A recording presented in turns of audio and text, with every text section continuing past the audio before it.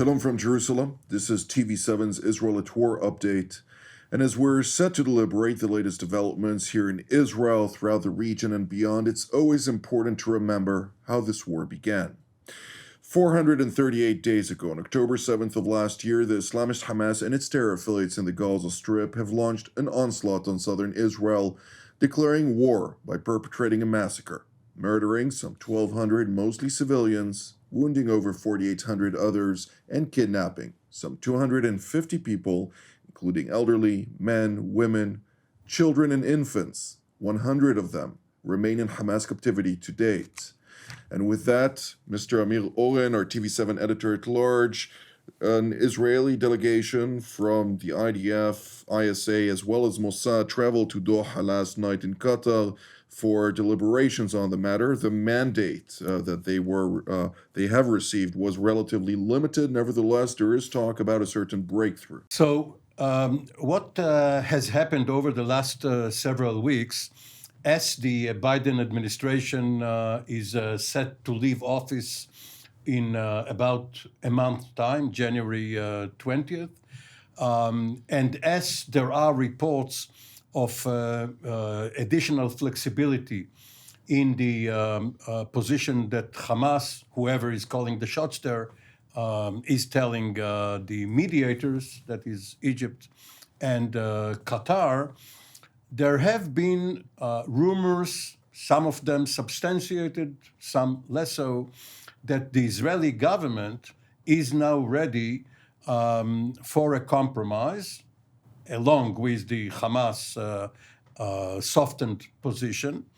But what is not yet known is whether we are talking about one deal whereby everyone, all the hostages, will be released, and some of the Hamas demands will be met, whether it will be only an announcement that Israel is ready to stop the war, or there will be some other formula, and eventually withdraw from Gaza altogether and have a Palestinian prisoner release, or whether we are talking about a two-phase deal in which in the first phase, only the quote-unquote humanitarian cases will be released, although by this time, 14 months after they were taken, obviously all of them should be considered humanitarian.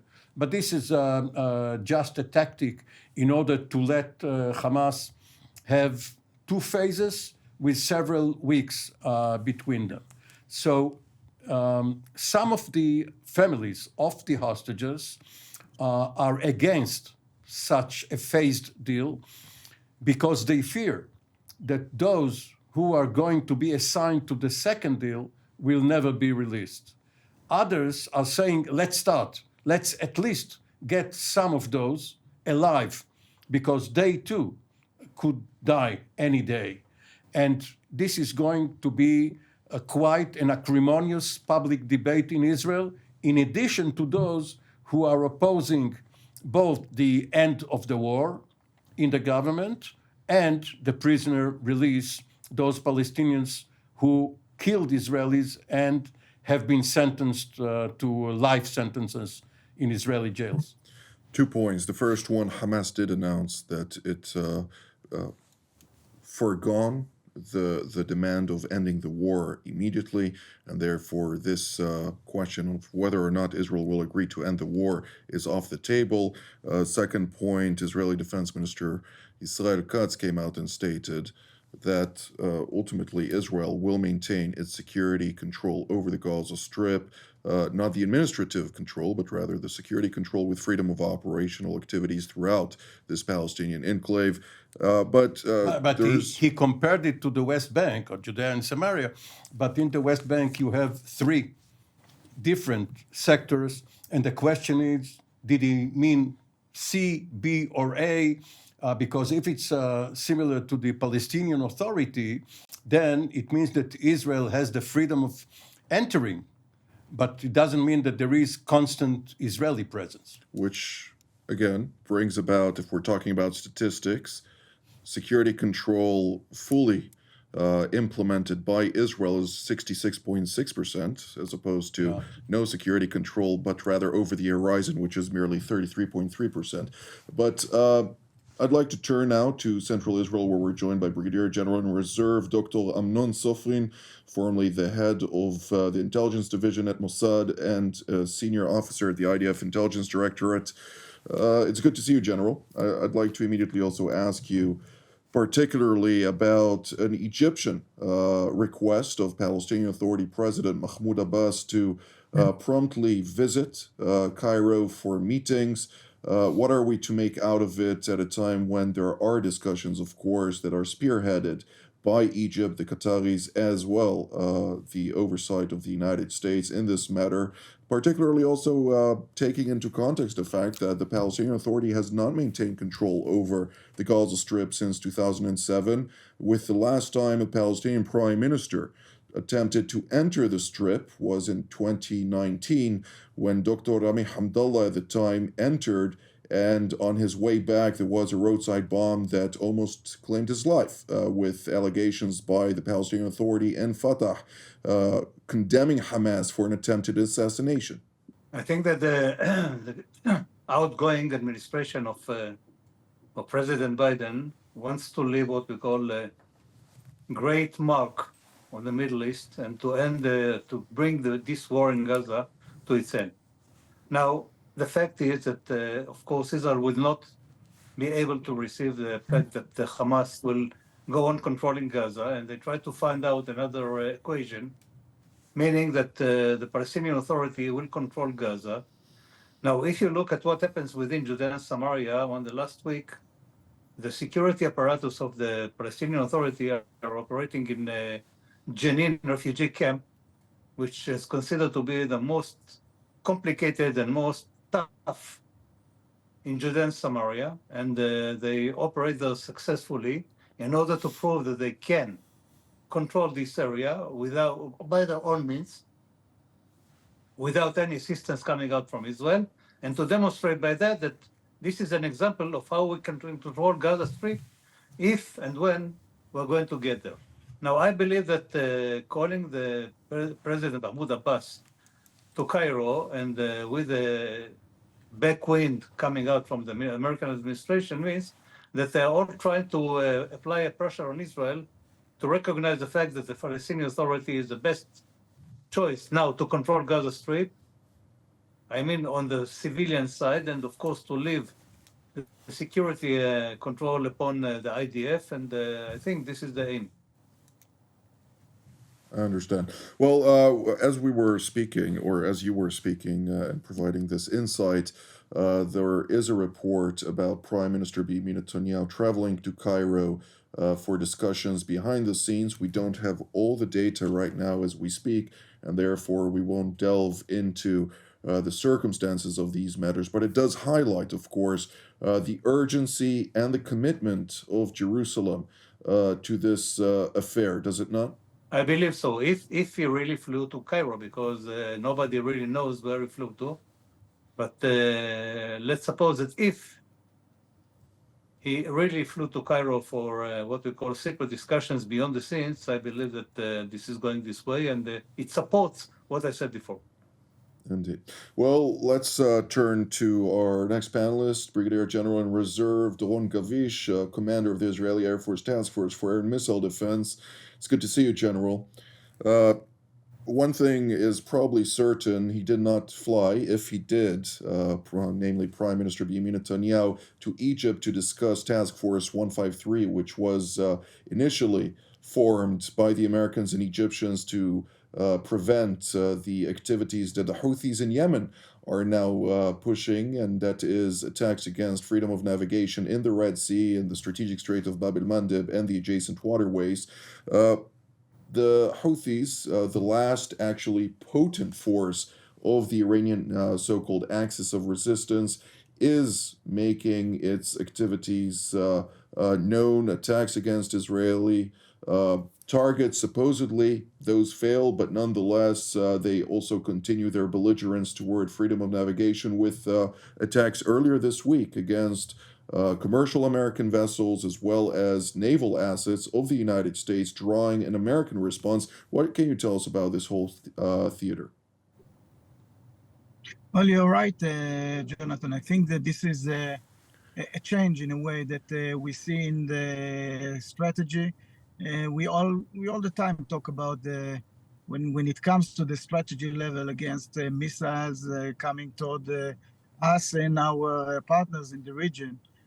We always talk about the four pillars that this is the military strategy. One of them are the attack capabilities in order to deny the threat. The second one is alert once the threat is already in the air. And the third one is interception it by kinetic means.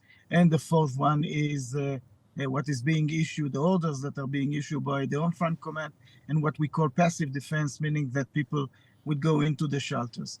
Three of them, let's put it this way, three of those pillars were fully active in the last few months. The pillar of attack was activated, but we can't say that it was fully activated. So now we see it more.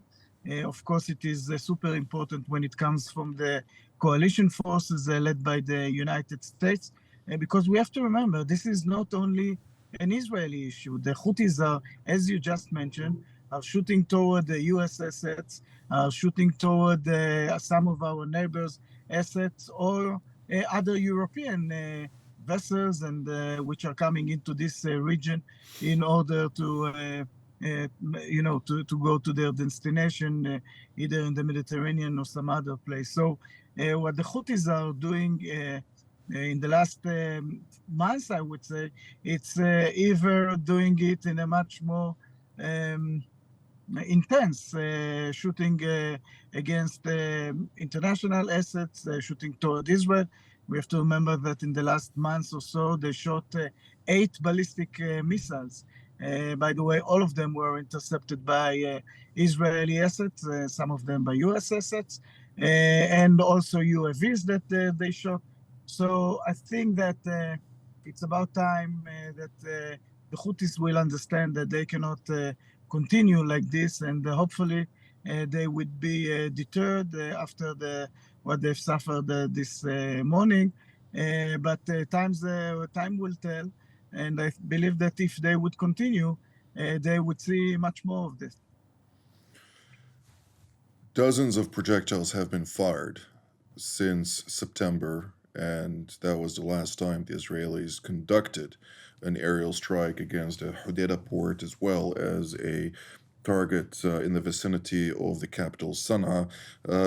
CENTCOM announced that it also went after a command and control target in the vicinity of Sana'a, something that is somewhat out of the ordinary, since usually they go after lesser targets. What brought about this decision? So obviously, the proactive position of CENTCOM Commander General Michael Eric Kurilla has impressed his superiors in Washington. He has always been pushing for more action, more counteroffensive strikes, rather than waiting and intercepting Houthi attacks. Obviously, he prevailed now in the last weeks of this particular administration. He has been given more of a looser hand. Now, there is another development, an aircraft carrier task force back in the region, having traveled through the Suez Canal towards the Indian Ocean, and an aircraft carrier task force means 9 aviation squadrons, some of them fighter squadrons, some of them helicopter, command and control, and others. It means a cruiser, a Ticonderoga class cruiser with an anti-missile system, and 2 destroyers, early back destroyers from a destroyer squadron, a very heavy force able to launch both a defensive and offensive targets. So, as you said, for the first time, a target near Sana, which is a signal that other targets in this capital, in this center, could be hit. And as for Israel, it's a matter of priorities, with much of the Air Force first assigned to Lebanon against Hezbollah, then to Syria, in order to get rid of the missile, aerial, and naval forces of Syria before some hostile group gets their hands on it. Now it is available for a Yemen strike. Indeed. Well, many people were asking, why does Israel strike all those various targets? And just to remind people, several years ago, when the Libyan government fell of Muammar Gaddafi, we spoke at the time about the fact that there was a very significant arsenal of munitions that was left behind. Those munitions were not targeted by neither Israel nor the West. Come the transition government, the LNG, the Libyan national government in Tripoli, with oversight of Turkey, many of those munitions ultimately found their way to the Gaza Strip and were utilized by Hamas against Israel. Israel cannot allow itself to deal with those circumstances one more, and it must learn those lessons, and therefore it is very proactive in its engagement on those matters until a certain arrangement can be found with responsible actors in the region. Also, Syria has always been at war with Israel. Syria has never signed a peace treaty with Israel. There was an armistice in 1949. Then there were ceasefires after certain wars or campaigns. But Syria is at war with Israel. It's totally legitimate for Israel to act in its self-defense. Indeed. With that being said, of course, a new government is in the making, and new powers are in Damascus these days. But we also need to take this into consideration that the leading force, which is consolidating much of the power in Damascus, is still an Al-Qaeda affiliate, irrespective of what people might claim.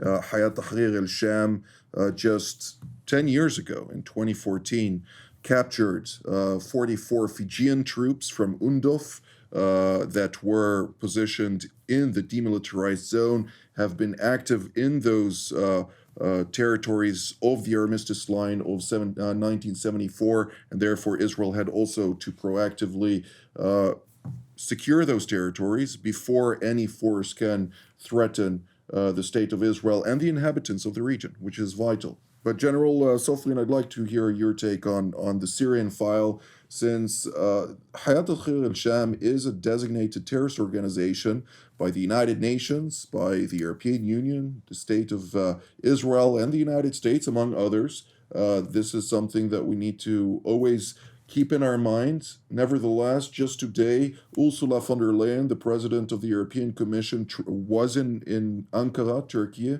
where she met with her Turkish counterpart, Recep Tayyip Erdogan, and she said wholeheartedly, we are engaging with HTS, namely Hayat Tahrir al-Sham, and I ask myself, what is a designation worth if everybody are engaged with it?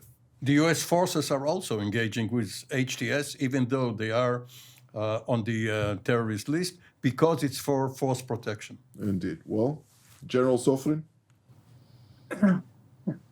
When you look at the situation in Syria, I would like to point out 3 points.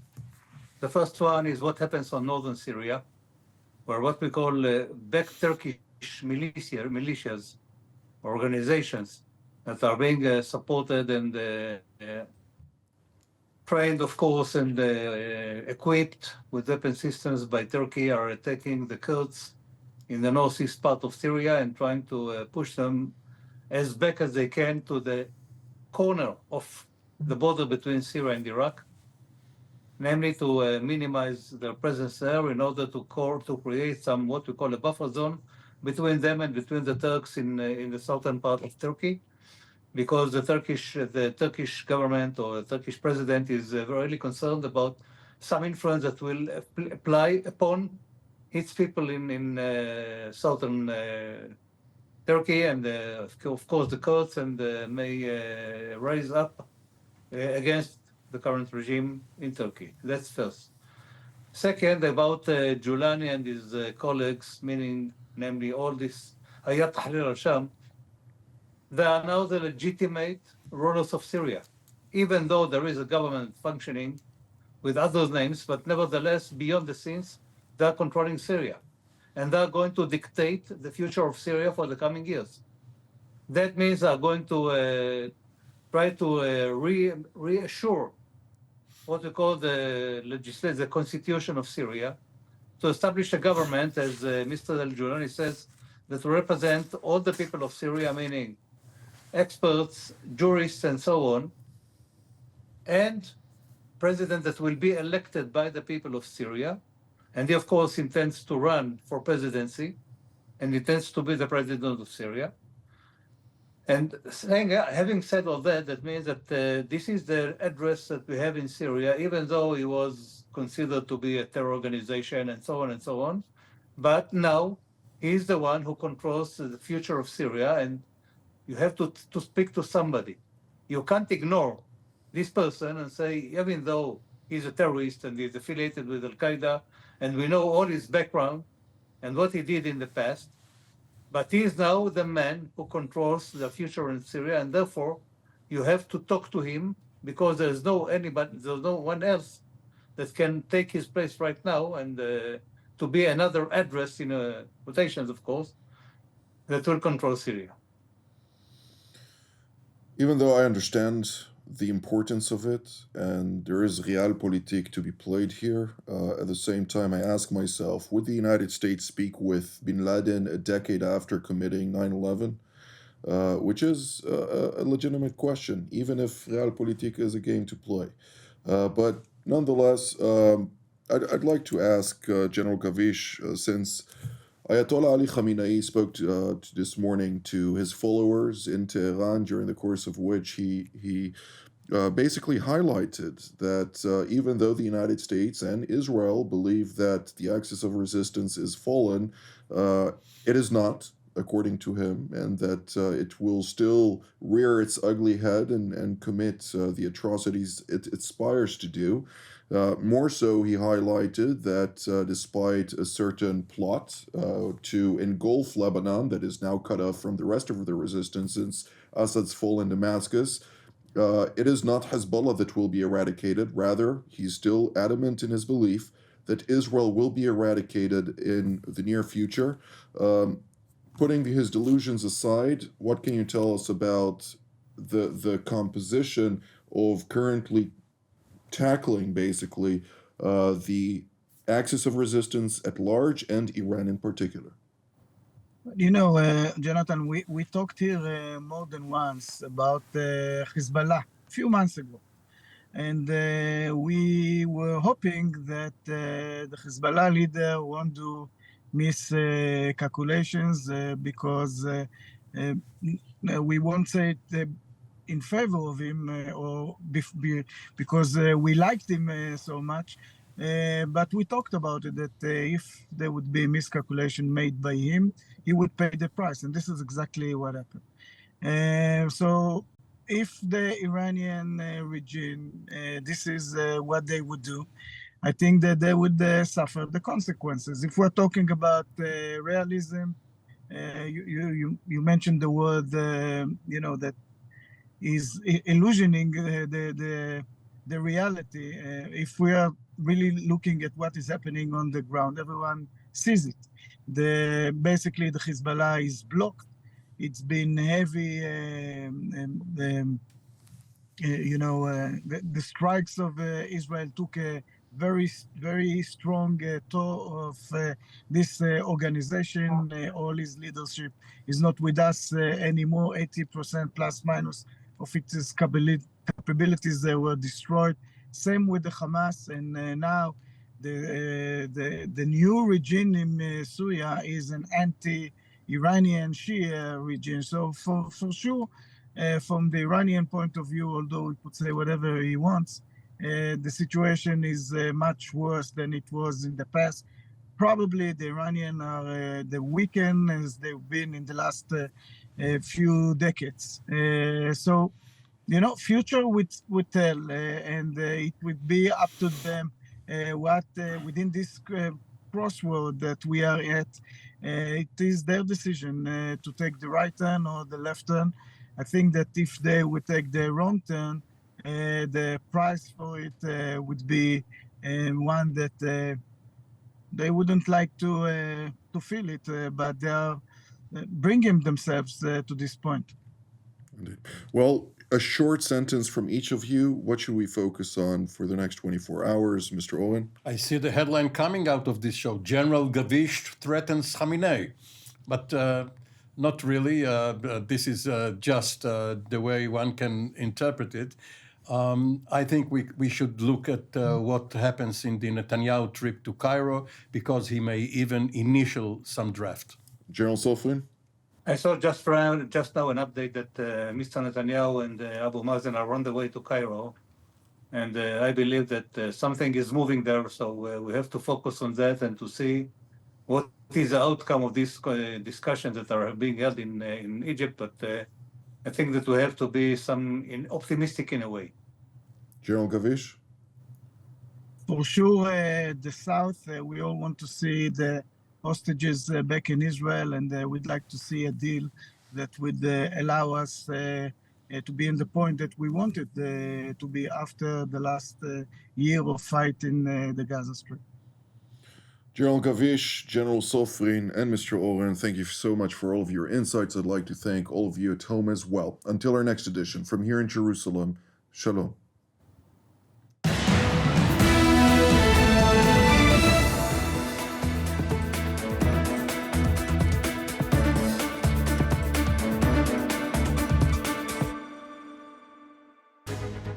My name is Doron Gavish, and my background, 30 years of serving in the Israeli Air Force.